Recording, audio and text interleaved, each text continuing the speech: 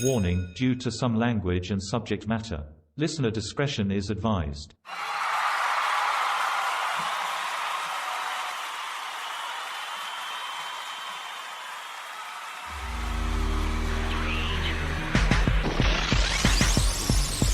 There's a quote from Socrates that says, "The secret of change is to focus all of your energy not on fighting the old, but on building the new."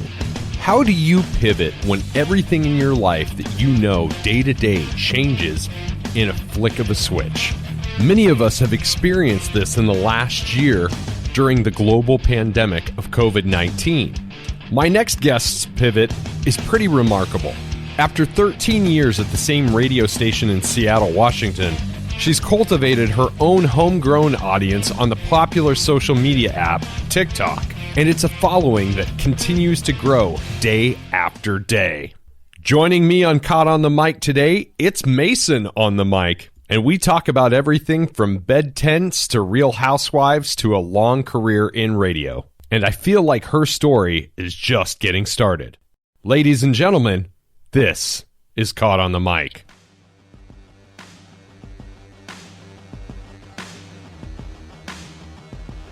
Mason, thank you for joining Caught on the Mic today. I gotta tell you, I'm a little bit disappointed that you are not in your bed tent surrounded by the sushi train. I don't get good reception in the bed tent, so I had to be an adult out in the living room. The sushi tent or the sushi train, though, is right in front of me.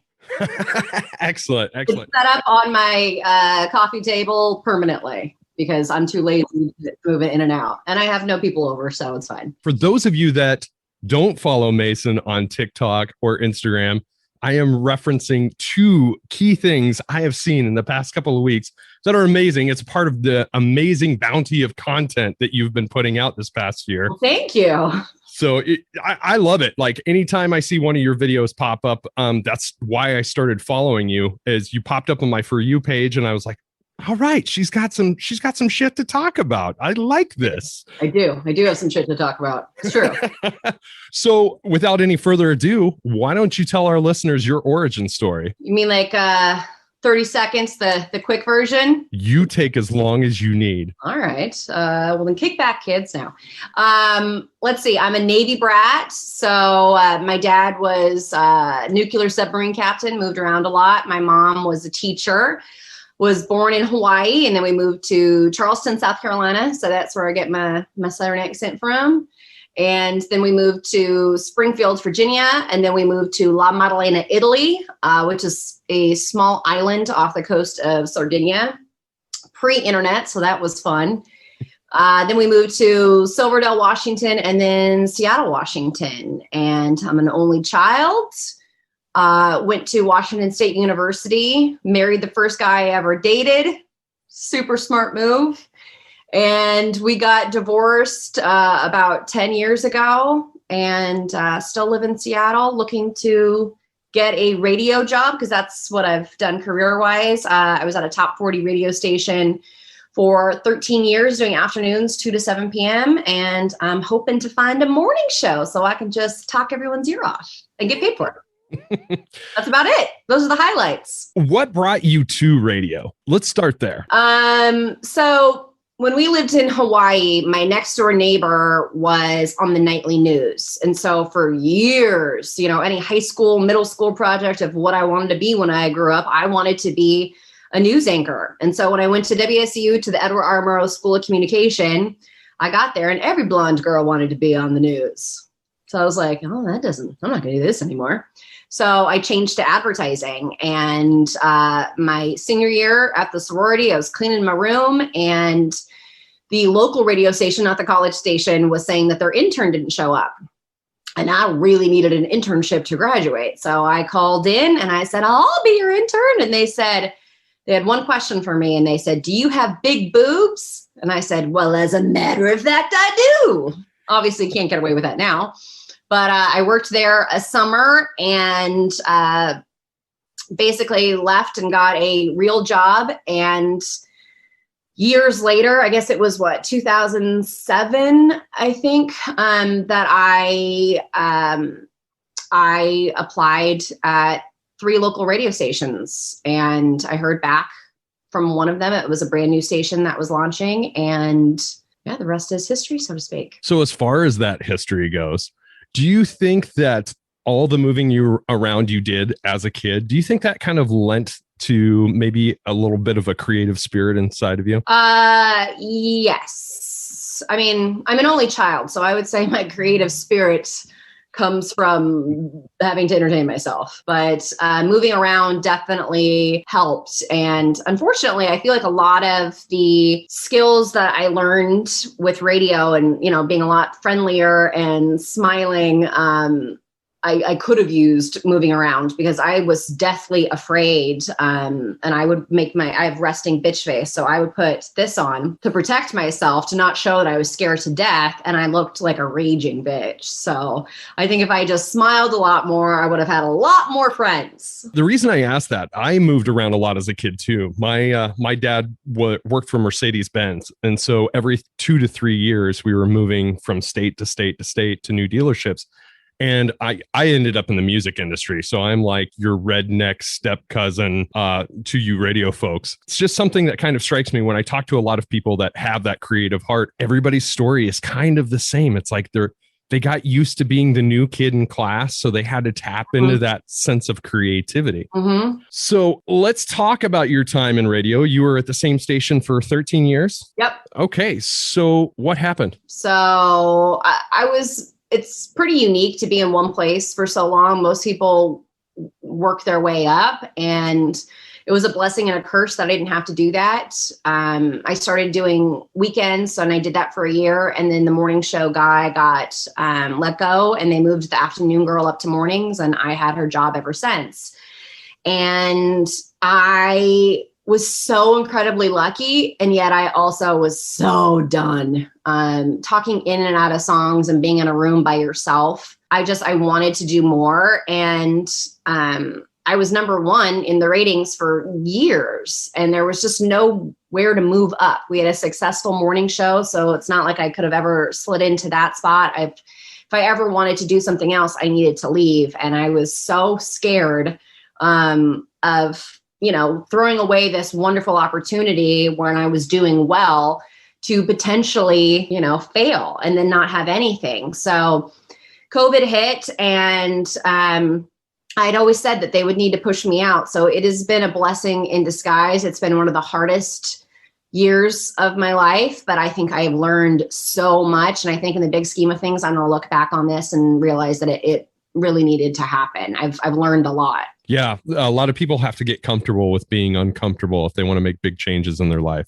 specifically with careers. But the thing that drew me to, you know, reach out to you to be on the show was, in the wake of all of this, you created a TikTok account and you built a ton of followers, like seemingly almost overnight. So talk about that process a little bit.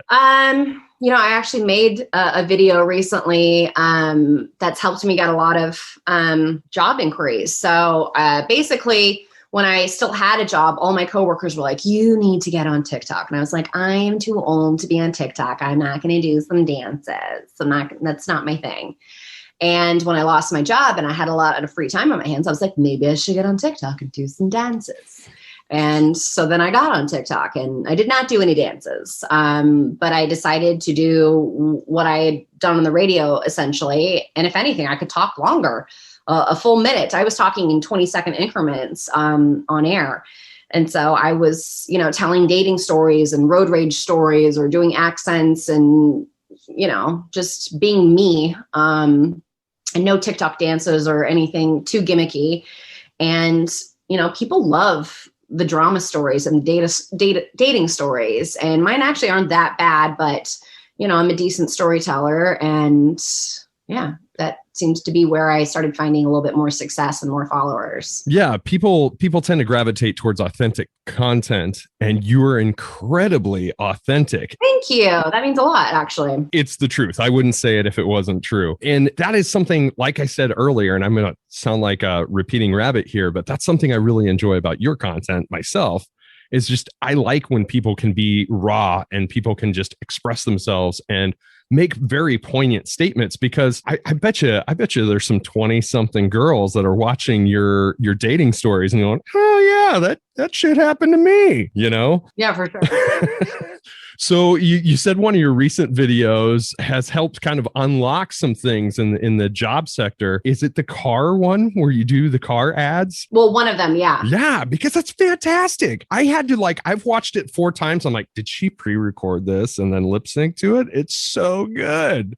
So good. Yeah, posting stuff on LinkedIn so I have an agent, and she sent out my air check, which is essentially your radio resume. It's about 2 minutes of audio. So when I'd lost my job, she'd sent that out to all the big wigs and hadn't really had a lot of traction from it. But for some reason, despite the fact that I do radio, I'm very animated. And my guy friend explained it to me. He was like, it's not what you're saying sometimes, it's how you're saying it and your expressions. And I swear TikTok has honestly opened my eyes to so many things. Like, I knew I was expressive, but I didn't realize just how expressive I was, especially in light of some people who have no facial expression whatsoever. Like, someone today commented and said that I look like I'm a puppet on a string, how I move. And I was like, maybe you need to move more.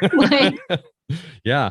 So it's just opened my eyes. No one had ever told me that I look like Elvis before. And I get that all the time now. Well, and you even made a video about it. Yeah, I made a couple. Yeah. Are you kind of working with the TikTok algorithm whenever you create content? I mean, are you posting things certain times of day? Are you doing certain number of videos a day, or is it completely random? Yes and no. I'm impatient. So if I have an idea, I have a hard time holding off. And a lot of times it's just whatever is top of mind and something happens. Like, I didn't post anything today. And I wanted to, but I just haven't had anything worthy of posting. And I think the other day I, might have posted 4. So I should do better. I think posting consistently helps. And there are definitely certain times that help more than others. But I think it varies on what kind of content. Like, for me, I think it's 6 or 7 o'clock at night. And if I have an idea, I don't want to wait for forever, especially because a lot of times interacting with people in comments is my entertainment for the day, because, unemployed and all. So, well, as far as interacting with people in comments, that's something else that I've noticed that you're handle incredibly well. You're not afraid to call out the trolls a little bit, and that's a good thing. That's a sense of empowerment. I know they're out there. Trust me. I did music. There was nothing worse than reading some scathing review about, man, that guy's voice didn't match the sound of his band or whatever. But at the same time, it's one of those things that it's like Eminem at the end of 8 Mile, whenever he does that rap about himself and he takes away somebody's power. You've done that a few times. I mean, I thoroughly enjoy it. I find it amusing. I like it. If anything, it doesn't really hurt my feelings, especially because most of the times they're really weird backhanded compliments. They're like, "You're not funny. You're lucky you're pretty." And I'm like, "You think I'm pretty?" Because I know I'm funny. So you think I'm pretty? Thank you. So it's this very weird world that I've been told that I'm attractive more on TikTok than I've ever had in real life. And I've also had people say meaner and ruder things to me than, because people don't say that kind of stuff in real life. But when I get frustrated, it's not about people, saying something that hurts my feelings. It's usually, just because it's so ridiculous. I'm on unemployment and people think that it's welfare and that they're paying. I'm like, you really believe that? And I get frustrated just because I'm like, oh my God, I can't believe people are that dumb are walking upright on this planet. So it's stuff like that. Or the people who are like, why do you respond to trolls? I'm like, I get more aggravated with you telling me what to do than the troll. It's all entertaining to me. Absolutely. Absolutely. And again, if you can just own it, you've taken the power away from somebody. So as far as that goes, how is your 2020 as a whole in the light of everything you were already dealing with, the TikTok followers growing, stepping away from the radio job? How are some of the other elements of your life impacted by 2020 and, the whole COVID epidemic? Well, I met someone for a little bit, and I had a boyfriend for a hot minute during COVID, which was incredibly helpful. I just needed a support system, and he was there for me. So that was great. Other aspects, I mean, I don't even know in terms of like what specifically, I guess. The only thing I can do is kind of personalize it for myself. So like Yeah. needing a reconnective outlet to the rest of the world. That's how I like got into podcasting. Like music used to be my thing. I stepped away from music exactly 10 years ago this year. And, you know, I just did the dad life, the career life kind of thing. And then COVID, it's like, it's an extra layer of isolationism to where it's like, man, this could teeter on depression, and which I think is something we all need to be more actively and openly talking about, is like our mental health, especially after a year like last year. I guess what I'm getting at is, you know, what are some other avenues that you pursued to keep your head above water? I mean, I definitely struggled with depression some days more than others. And, you know, I went through a process where I thought I was going to get a job in Chicago. I went through like 6 or 7 months of this audition process. I thought I was going to move. Like I had boxes in my living room, and they changed their minds last minute, and I was devastated, and I really kind of fell apart a little bit. And not so much because, I mean, there was just the disappointment factor, but also there were no jobs to apply to. Like there was a month that I just was like, I'm not being told no, I'm not in the game. I'm not even, you know, auditioning. So that was like a really hard thing. And if honestly, like I feel very hyper aware of things now and knowing what I'm capable of. TikTok gave me a new sense of confidence, so to speak, of, you know, my fear before with radio of leaving. It's like, oh, I have this great gig, and if I leave, it might not work. And I gave it up, and I wasn't as confident in my abilities. And being able to grow an audience on my own that wasn't attached to the radio station, that people weren't tuning in and be like, oh, she's on Movin', I'm gonna give her a follow. Like, it's people who had no idea and genuinely followed me just because they enjoyed my content. That made me realize, like, you will be successful outside of this. And it made me a little angry with myself that I stayed as long as I did, and I could have been doing more and pushing myself, and I hadn't. But I don't think I would have done that if I hadn't had this past year. So I'm a big believer that everything happens for a reason, for sure. Absolutely. And do you think some of the challenges whenever trying to move on to a different job is the shape of radio changing in general because of social media? 1,000%. Yeah, everything's so instant gratification now. Like every aspect of our lives are changing. You got an amazing voice. Have you considered podcasting yourself, or are you podcasting? And I've done a podcast in the past with my best friend before she moved. And it's hard to find a podcast partner who is on a similar schedule and similar drive. So that's been my issue in the past. And I didn't want to do it by myself. And then I've recently, you know, kind of settled down and had more of an idea of what I was going to do. And I actually have some jobs in the works right now. So it's just not smart to start something if I'm going to be going through this huge process shortly. So it's just this weird time of, you want to do a podcast so you're noticed more, but as soon as you have something, you might have to give it up.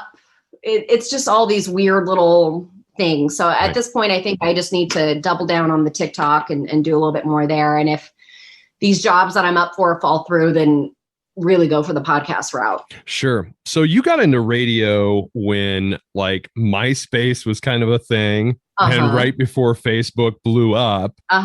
How did you notice, what kind of changes did you notice throughout your time in radio, throughout your 13 years as a result of social media, or just did it not impact the job that much? I mean, it's not social media that impacts the job so much. If anything, social media makes people feel like they know you even more and can come into your lives. And I think even with like big celebrities that, you know, are on Instagram, that you can see inside their house, not from a magazine layout. You can see what they're doing. You know, the stars, just like us section of the tabloids, people used to eat up. And now you get even more access on their terms, but you get to really see. And so I think the same thing works for radio personalities and in that way. But radio has changed more than anything because of all the different avenues in which you can listen to radio. You know, it's not just your car anymore. It's not just a little handset. It's Spotify. It's, you know, Alexa. And to some extent, you know, people have been saying that radio is dying for years. And COVID, if anything, definitely sped up that process. And radio needs to change with the times. And I think some companies are doing a better job of that than others, and others, you know, cling very strongly to the old adage of this is how we've always done it. Right. Well, it doesn't mean it's the right way. And, you know, I get so many career tips from strangers on TikTok of what I should be doing. And, you know, sometimes I get it. You just don't know the industry and you don't know how it works. They're like, well, we have plenty of jobs in, you know, Pascagoula, Mississippi. And it's like, I bet you do. Yeah. There's a radio job in Pascagoula. You don't say. But like radio, you get paid based on markets. So, you know, New York and LA, that's where the big bucks are, but it's also your cost of living. Seattle was market 12. So for working 5 hours a day, I made pretty good money. That's why I liked it. Right. So that's a factor of like where I'm looking for jobs of, you know, I want to be in top 25 markets. And then other factors as well, you know, like I hate the heat and I hate snakes, but I'm going to have to buck up and deal with both of those. So has your passion changed in the past year as far as radio goes? Like, are you dead set you want to end up back in radio? Why I like radio, you know, people are like, oh, you should be on TV. And I can't be myself on TV. If you're on the news, I even looked into a few jobs because I know a lot of people, and I would have to clean it up big time. They're firing people for bikini photos on Instagram. So my TikTok content wouldn't fly. Right. So radio, I think, is the most corporate way, most structured way of being creative without being, you know, I don't want to be a stand-up comedian. That's a lifestyle, you know, late nights and hustling, and you might not ever make it. And the same thing with, you know, being an actor and auditions. It's very competitive, and who knows if you'll ever meet success. So with radio, I get to do those talents a little bit more, you know, the comedy and acting a little bit in a corporate forum. And so I felt like I was hedging my bets to some extent when I chose that. And I think I still would like to do that. And I think it's the higher you go up, maybe you have more opportunities to do other things. You know, what is it? Bobby Bones was on Dancing with the Stars. You know, he's syndicated. You get to that level and you can do other things. Ryan Seacrest, obviously. So I just would like to, and I feel like I'm starting to get there a little bit, that there's not a lot of girls that are funny in radio. There's funny girls, but there's just not a lot in radio. And I just want to be able to prove myself that I'm just as good, if not better, than some of the guys, that I can do voices, that I can host, that I'm not a laugh track like so many girls are forced to be. So that's my goal. Yeah, you're kind of making your niche, and that's a fantastic thing. And that's, if you can find something that you love to do for a living, you do that as long as you possibly can, right? You do that until the wheels fall off. Yeah. So what is it specifically that you love about radio? I get to be myself. I get to, you know, there's a lot of things that I could do, but I'm not going to be as good at them. Like, I could be a news reporter. I love doing that kind of thing. You know, our top story tonight is a fire in Tacoma.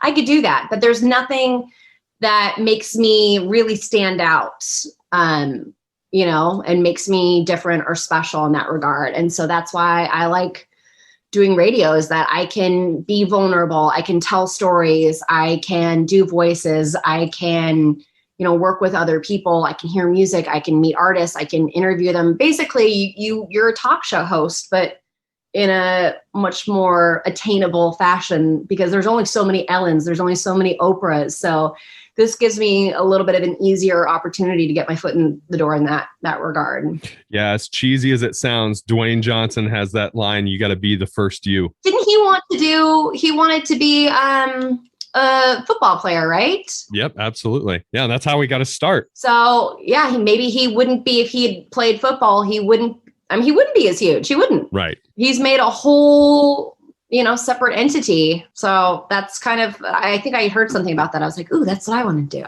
but in my own way with boobs. So who are some of your biggest influences in life? That's a tough one. Gosh, I feel like I need some role models, don't I? You got them. You got them. You know who I loved growing up? I watched Roseanne. I watched the Roseanne show. Like the one-liners. I think where I got a lot of my sense of humor, and my parents. So there you go. Yeah. There you go. I actually really admire, are you familiar with Delilah? Oh my gosh. Yes. And here's the funny part. I was going to drop this later, but I was going to say, gosh, your voice is incredibly Delilah-esque. I could just like listen to you and you could put me to sleep. When I do that tone that she does, the Warm 106.9, that stuff. Yeah. Yes. She recently, I have always been a big fan of hers. I've never met her. She's local.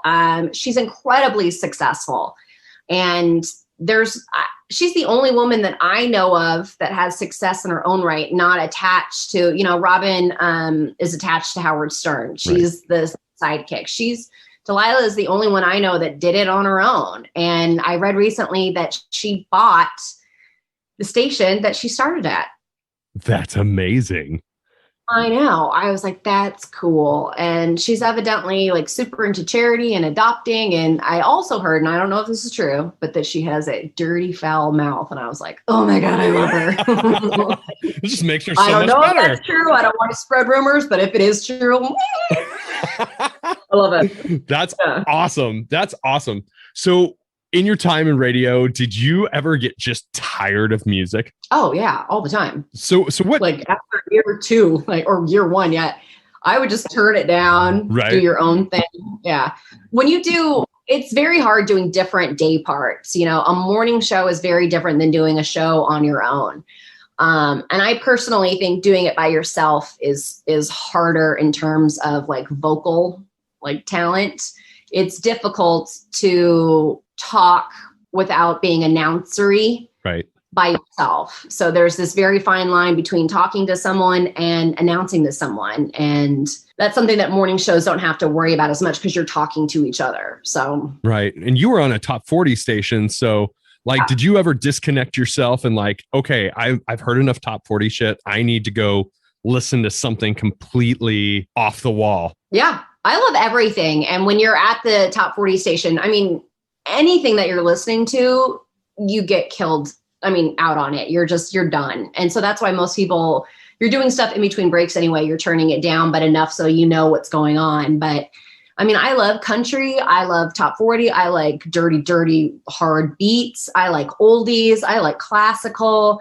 It all depends on my mood. I really don't have a favorite. I change it a lot. Sure. So if you were to name a record or one album that you could put on, listen to from start to finish, and it doesn't matter what season of your life you are in, what would that record be? I don't know. There's very few albums that I've I can listen to the whole thing. Maybe an Eminem album. Sure. I actually used to have this question that I would ask people all the time, like on dates and whatnot. And I don't even have an answer for myself, but what would be your top 12 songs on your mixtape of life? If you had only 12 songs to listen to for the rest of your life, which ones would they be? And I have about, I think 3 or 4 songs that I put on there. Like one of them is Darius Rucker, Wagon Wheel. I love that song. I also love The Kiss from the Last of the Mohican soundtrack. That's so unique. Just a very weird, eclectic mix of songs. Yeah. Yeah, I can't say anything. If I'm listening to music by myself, it's like, all my friends know me as this hard rock guy, or I'm listening to hip hop. But realistically, I'll throw on something from Les Mis every once in a while when I'm listening by myself. Yeah. I find that this time of year, every year, I'm always sharing on Facebook. I'm sharing Incubus's Morning View because that album's one I could listen to from front to back. So that's why I like asking that question. Rock is the only genre that I'm not super into. I used to call it all of my boyfriends have listened to it, my ex-husband. I call it killing puppies music. Anything you want to throw a puppy at the wall, like just that screaming. But I do like, what's his name? I just blanked. He did he's got that great like opera singing voice, but he's a rock guy. Disturbed. Oh, gotcha. Yeah. When he does Sound of Silence, that would go on that CD of mine. Like one of my top favorite songs. I think that's beautiful when he does it. Yeah, my wife's the see, I've been married twice, so I'm on my second marriage, but she didn't know me during the band years. And so when she hears my band stuff, she's like, will you just shut this shit off? So I think my eye twitch. I like, no, I can't do it. Right. Exactly. It's like, well, I had tons and tons of people come and watch me do this crap, but pretty popular. A lot of girls threw their panties on stage. Just saying. Yeah. Well, I can't drop that card, but you should make it up. You got in my head a couple of days ago. So one of your TikTok videos is your train, which we were talking about at the start of this, and you got Quad City DJs Come On Ride the Train playing in the background. Yeah. My 14-year-old daughter and I were on a train at the zoo, and their PA system was broken on the train. So, of course, cringy dad moment, I fire up my cell phone, and just because I had it already in my head, Quad City DJs, Come On Ride the Train. Welcome. So thank you. I appreciate that. When I recorded that video, I actually had a different song in the background, and I played it. Excuse me, I have a sneeze. Bless you. Allergies, I swear it's not COVID. I had Long Black Train originally playing. So I was trying to think of all of the train songs that I knew, and there were only 2. So I thought the Quad City DJs one would probably do better on TikTok. A marketing choice. For sure. So you're open to move if the right opportunity comes your way. I'm ready to move, to be honest. I've lived in Seattle a long time, and I don't really think of it as home. Like, there's aspects of it that I love, and there's aspects of it that I just not a fan. If you had to pick a place to go to, like you had your choice of anywhere in the world, where would you go? I don't know, because there's so many factors, but I do think I've realized, like, I went through the top 100 radio markets and like checked off, like, okay, I would live there. I have more places that I don't want to live. Like, I do not want to live in Florida. Right. I hate snakes. I don't want to worry about alligators when I'm walking my dog, the heat, the crazy people of Florida. I mean, there's some quite lovely places in Florida. And with my luck, I attract crazies. Like, so I wouldn't want to do that. I don't want to do any of the Dakotas or Wyoming. Any place that's too hot. The list gets smaller and smaller. Like, I don't really have any desire to live in New York and LA. Like, New York's an amazing city, but like, I don't want to live in a shoebox. Right. LA, I feel like I'd become a bad person, like, quite easily. Like, there's just so many things. Like, I don't know.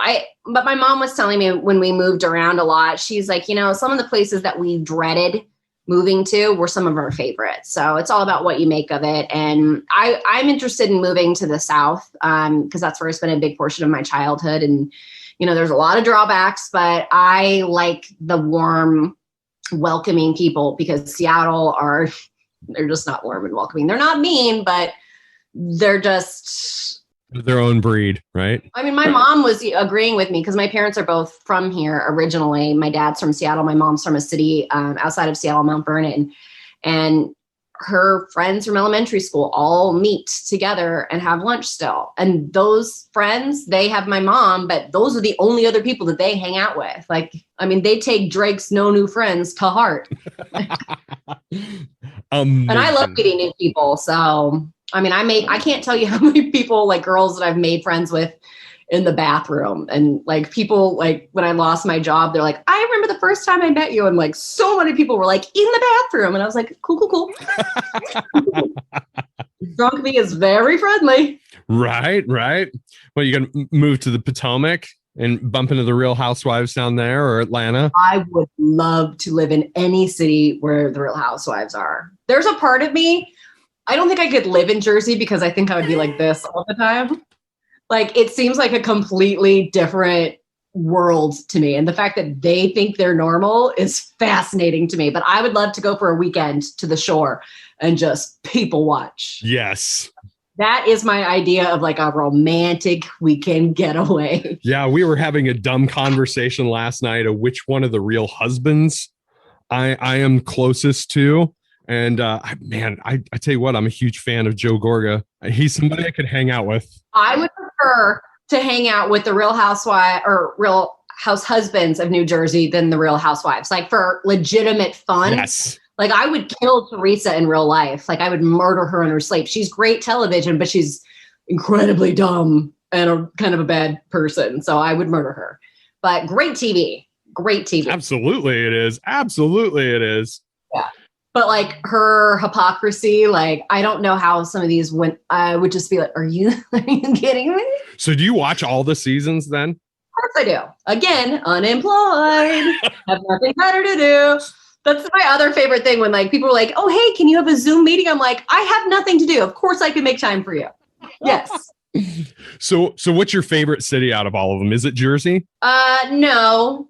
It's not the OC because that's gone downhill. Atlanta can be a bit much for me sometimes. I really like Potomac and I really liked Salt Lake City and I liked Beverly Hills is hit or miss, but I think this season is going to be good.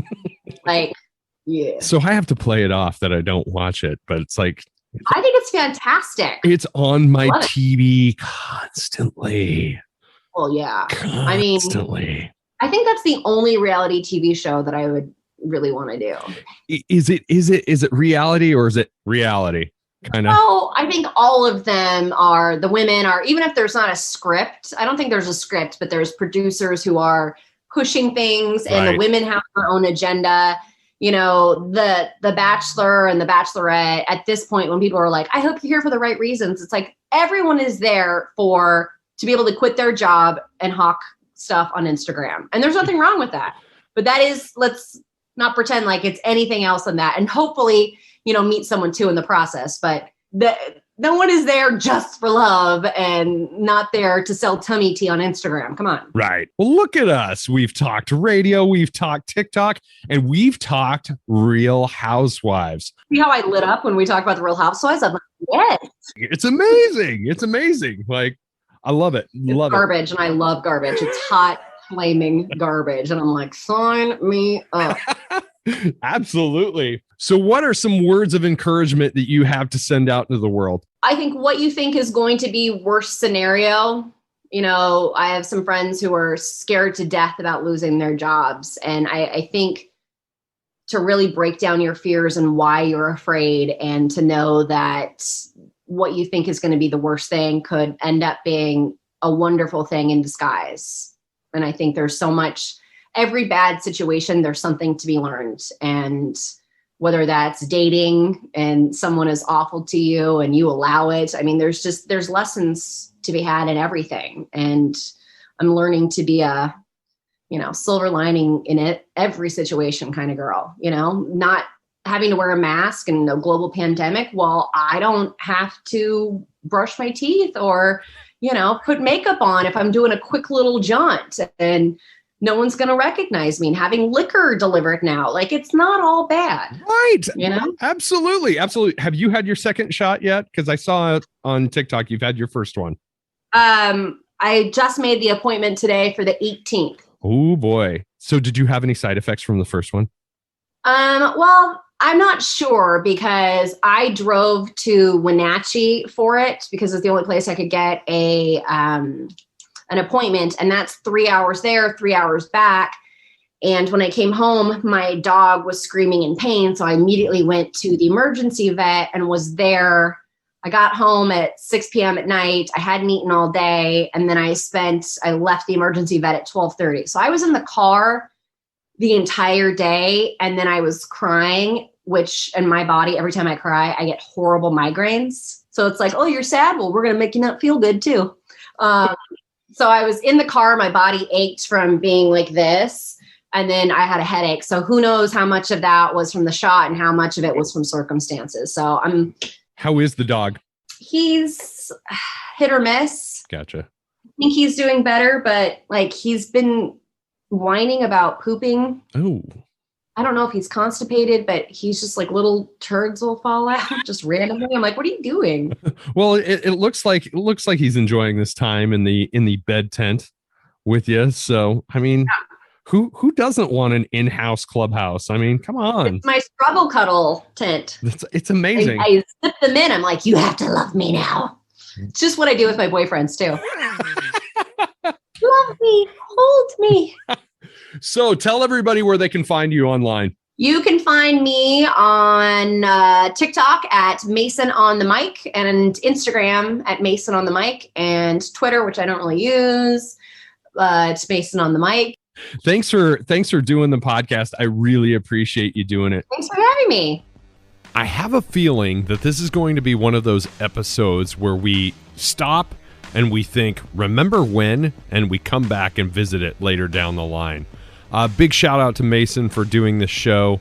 If you haven't started following her yet, Mason on the Mic on TikTok and Mason on the Mic on Twitter. Also Mason on the Mic on Instagram. Sorry about the 2-week-long hiccup, my friends.